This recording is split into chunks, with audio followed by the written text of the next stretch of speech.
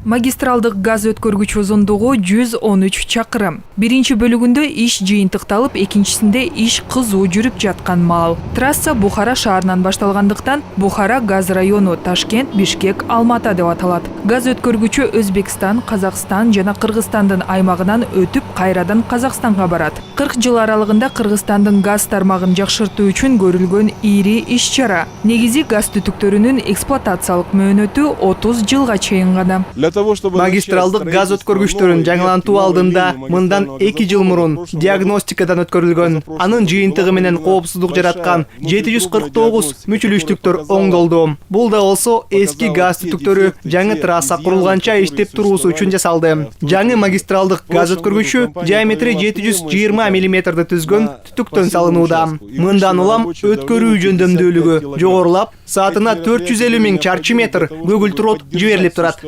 Жаңы түтүктөр жылына 4 миллиард куб көгүлтүр от өткөрөт. Бул алдын ала эсептелген божомол. Кыргызстандын түндүгүн, аны менен катар Бишкекти көгүлтүр от менен камсыздоодо маселе жаралбайт. Коопсуздукта жогору болот деп ишендирди адистер. Курулуш монтаждоо иштерине дасыккан 400 адис жана 120 атайын техника тартылган. Весь технологический процесс аба райына байланыштуу жаралган кыйынчылыктарга карабастан иш уланып атат. Саздак жана баткак жер пландалган жумуштун сапаттуу жана кыска убакытта бүткөрүлүшүнө тоскоол болгон жок.